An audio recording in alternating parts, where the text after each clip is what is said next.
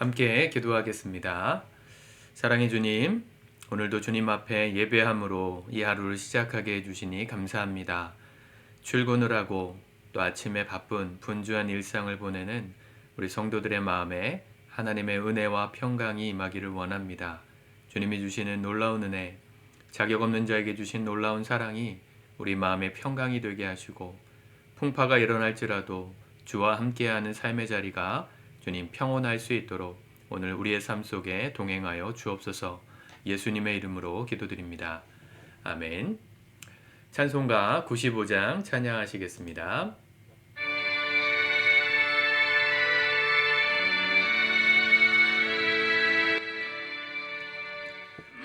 나의 기쁨 나의 소망 되시며 나의 생명이 되신 주 밤낮 불러서 찬송을 드려도 늘 아쉬운 마음뿐일세.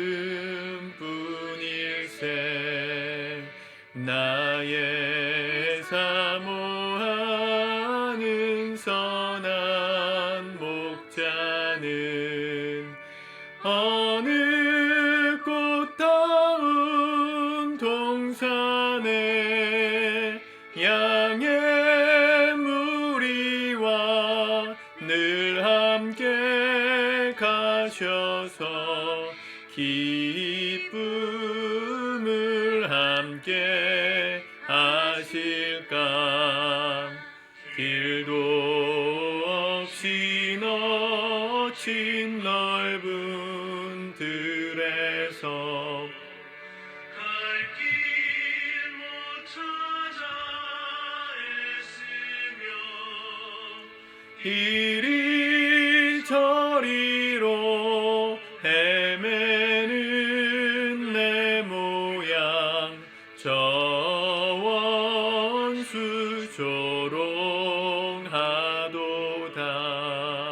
주의 자비롭고 화평한 얼굴 모든 천사도 반기며 주의 놀라운 진리의 말씀에 전지가 화답하도다.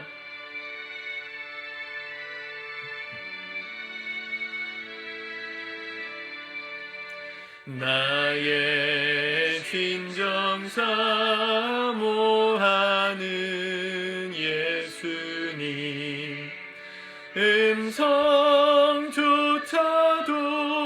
반갑고 나의 생명과 나의 참 소망은 오직 주 예수뿐일세.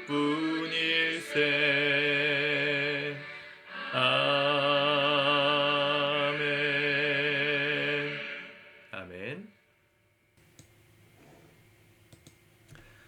오늘 하나님 말씀은 누가복음 18장 15절에서 30절까지의 말씀입니다. 같이 먼저 읽고 묵상하겠습니다. 사람들이 예수께서 만져주심을 바라고 자기 어린아기를 데리고 오매 제자들이 보고 꼬집거늘 예수께서 그 어린아이들을 불러 가까이 하시고 이르시되 어린아이들이 내게 오는 것을 용납하고 금하지 말라. 하나님의 나라가 이런 자의 것이니라. 내가 진실로 너희에게 이르노니 누구든지 하나님의 나라를 어린아이와 같이 받아들이지 않는 자는 결단코 거기 들어가지 못하리라 하시니라. 어떤 관리가 물어 이르되 선한 선생님이여, 내가 무엇을 하여야 영생을 얻으리이까? 예수께서 이르시되 내가 어찌하여 나를 선하다 일컫느냐. 하나님 한 분 외에는 선한 이가 없느니라. 내가 계명을 안 하니 간음하지 말라, 살인하지 말라, 도둑질하지 말라, 거짓 증언하지 말라, 내 부모를 공경하라 하였느니라. 여짜오되 이것은 내가 어려서부터 다 지키었나이다. 예수께서 이 말을 들으시고 이르시되 내게 아직도 한 가지 부족한 것이 있으니 내게 있는 것을 다 팔아 가난한 자들에게 나눠주라. 그리하면 하늘에서 내게 보화가 있으리라. 그리고 와서 나를 따르라. 하시니 그 사람이 큰 부자이므로 이 말씀을 듣고 심히 근심하더라. 예수께서 그를 보시고 이르시되 재물이 있는 자는 하나님의 나라에 들어가기가 얼마나 어려운지 낙타가 바늘귀로 들어가는 것이 부자가 하나님의 나라에 들어가는 것보다 쉬우니라. 하시니 듣는 자들이 이르되 그런즉 누가 구원을 얻을 수 있나이까? 이르시되 무릇 사람이 할 수 없는 것을 하나님은 하실 수 있느니라. 베드로가 여짜오되 보옵소서, 우리가 우리의 것을 다 버리고 주를 따랐나이다. 이르시되 내가 진실로 너희에게 이르노니 하나님의 나라를 위하여 집이나 아내나 형제나 부모나 자녀를 버린 자는 현세에 여러 배를 받고 내세에 영생을 받지 못할 자가 없느니라. 하시니라. 아멘. 오늘 예수님께서 두 가지의 말씀을 하십니다. 하나는 어린아이들이 예수님께 오는 것을 금하지 말아라 하셨습니다. 오늘 15절에 보니까 사람들이 예수께서 만져주심을 바라고 자기 어린아기를 데리고 오매. 예수님께 아이들을 데리고 가까이 나아가서 안수해 주시기를 사람들이 청했는데 제자들이 보고 꾸짖습니다. 그러지 말아라.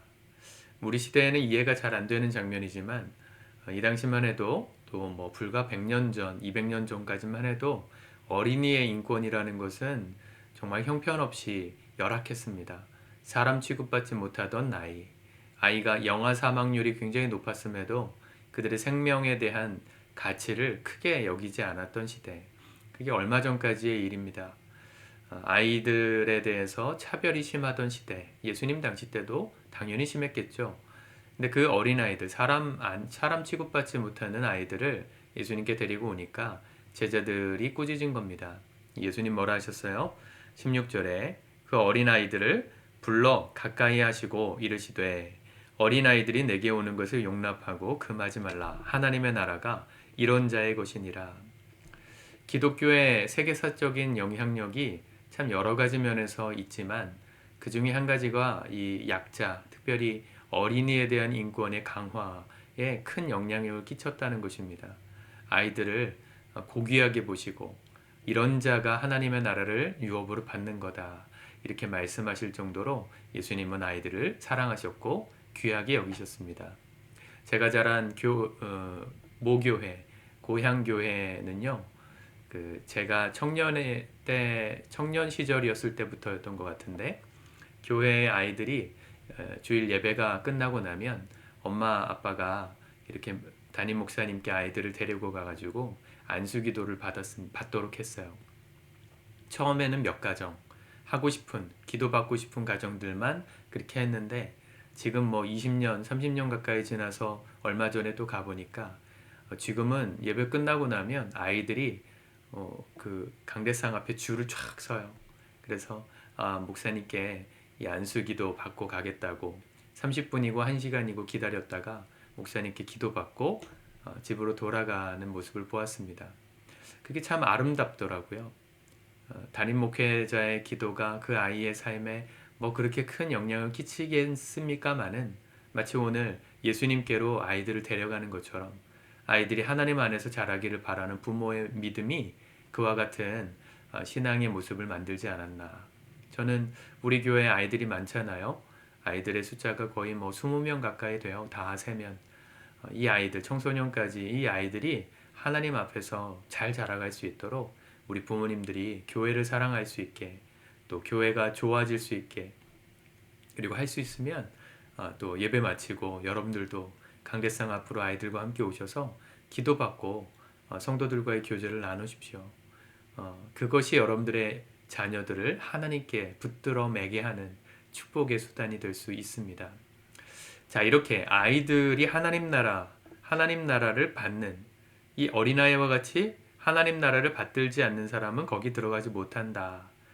하나님 나라 들어가는 것에 대해서 아이들과 매칭을 시켰는데 그 다음에 바로 이어지는 말씀에 부자가 등장하죠.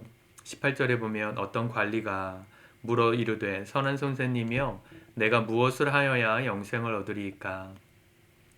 하나님 나라 들어가려면 영생을 얻어야 되겠죠. 근데 무엇을 해야 영생을 얻고 하나님 나라 들어가겠습니까? 이렇게 물어봤어요. 사실은 질문이 틀린 겁니다. 여기서 말하는 영생의 조건은 뭐죠? 자격이죠. 어떤 행위예요. 행위의 복음, 자격의 복음으로 내가 무엇을 하면 영생을 얻어서 그 나라에 들어갈 수 있다. 이게 그 당시에 유대인들이 생각하는 구원론이었습니다.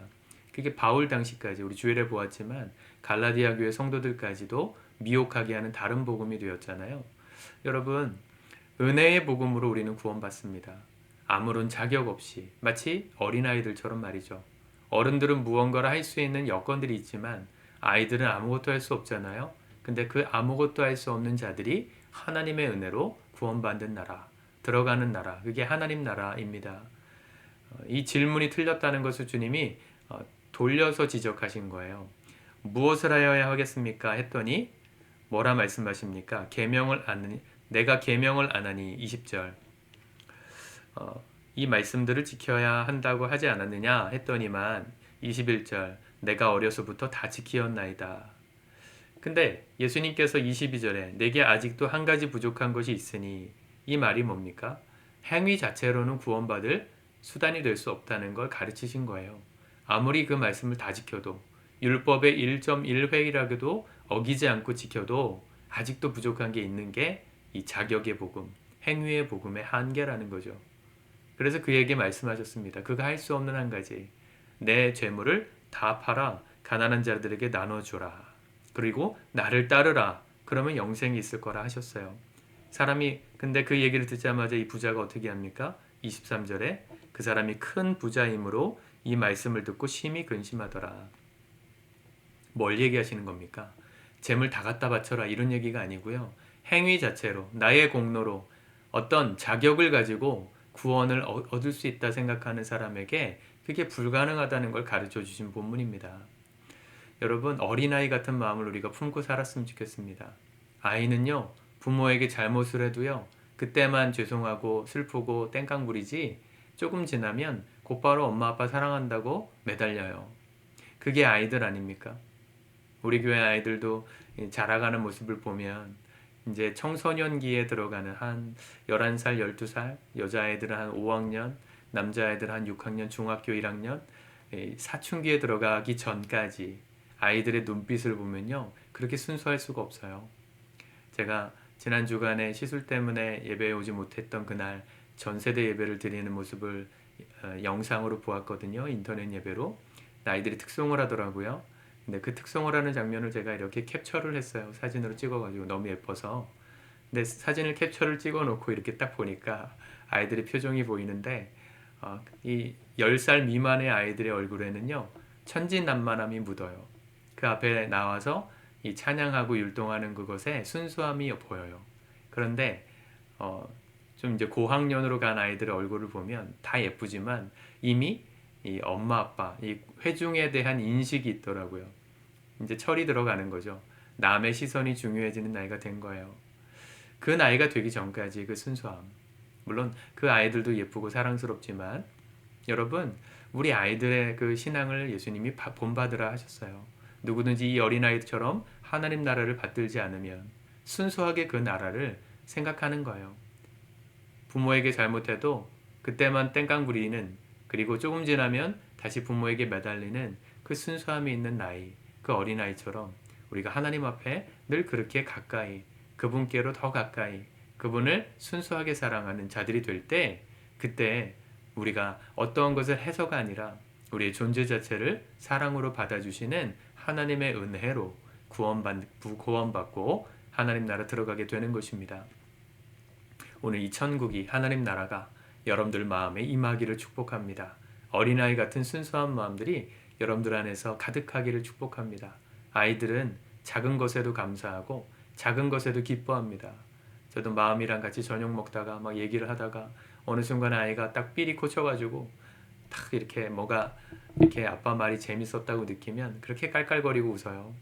저의 얘기를 듣고 이렇게 웃어주는 아이는 이 아이가 유일해요. 예. 아이가 그렇게 웃는 모습을 보면 저도 참 기쁘고 행복해요.